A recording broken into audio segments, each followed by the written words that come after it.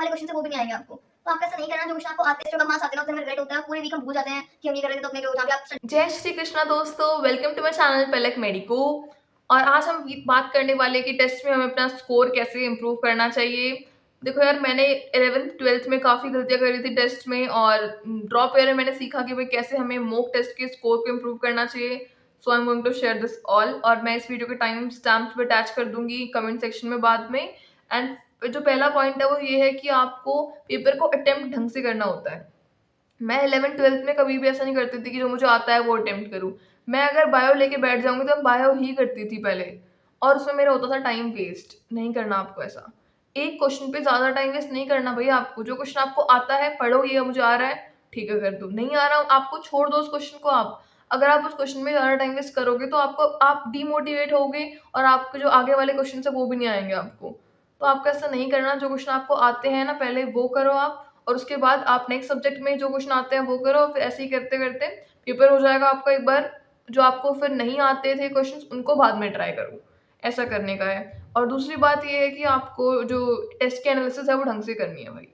मैंने पहले इतनी एनालिसिस नहीं करी थी, लेकिन मैंने ड्रॉप ईयर में सीखा कि हमें टेस्ट की एनालिसिस बहुत ज़रूरी होती है भाई। आपको पेपर देने के बाद ये सोचना है कि मैंने क्या मिस्टेक करी जो मेरे मार्क्स इतने कम आए हैं। कभी-कभार होता है कि हमने पढ़ाई नहीं करी होती है, तो वो भी एक रीज़न होता है। तो आपको अपने रीज़न ढूँढने पड़ेंगे कि यार मार्क्स नहीं आ रहे तो क्यों नहीं आ रहे मेरे मार्क्स? ऐसी मैं कहाँ गलती कर रहा हूँ? ये आपको ढूँढना पड़ेगा फिर। और जो आपके सिली मिस्टेक्स हो रहे हैं, सिली मिस्टेक्स बहुत होती थी मुझसे भी यार, ड्रॉप ईयर में भी होती थी मिस्टेक्स सिली बहुत ज़्यादा। तो आपको उन मिस्टेक्स को ना अपने नोट्स में ऐड करना है। सिली मिस्टेक्स को के लिए यही है कि क्वेश्चन पेपर को बार-बार रीड करो, अच्छे से क्वेश्चन पढ़ो, जल्दबाज़ी मत करो जो क्वेश्चन आते हैं उनमें। वरना फिर नेगेटिव हो जाएगी यार। तो नेगेटिव मार्किंग से बचने का तरीका ये है कि बार-बार क्वेश्चन को पढ़ो और फिर सॉल्व करो। और पेपर करते वक़्त ये मत सोचो कि मेरा जो कोई फ्रेंड है उसका कितना स्कोर आएगा, पेपर बहुत हार्ड है, पेपर आसान है। पेपर जैसा भी हो, आपको जितना आता है आप उतना करके आओ पेपर में।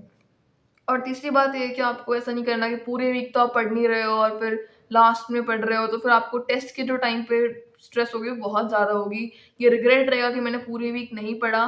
तो आप पूरे वीक पढ़ते रहो, फिर आपके टेस्ट में जो कॉन्फिडेंस है वो अपने आप ही हाई रहेगा ना। नेक्स्ट पॉइंट आता है हमारे पास डिस्ट्रैक्शंस का। यार कोई डिस्ट्रैक्शन नहीं होनी चाहिए आपको। You are here for your exam. ये एग्ज़ाम क्रैक हो जाएगा, उसके बाद सबको अच्छा ही लगता है उसके बाद।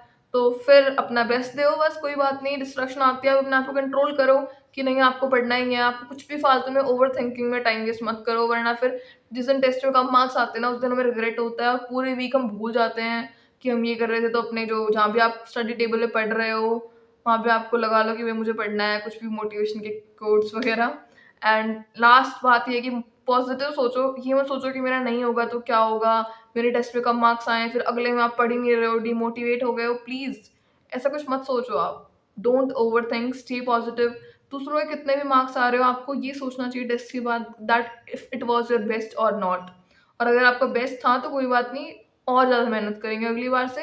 बट अगर आपका बेस्ट नहीं था, then you have to improve yourself. सोच रही हूँ कि न्यू वीडियो डालूँ एवरी वीक, तो वीडियोज़ के आइडियाज़ भी दे सकते हैं आप, और कोई डाउट्स हो तो कमेंट करके बताना। और अगर आप इस चैनल पे नए हैं तो सब्सक्राइब भी कर दो भाई। Bye bye.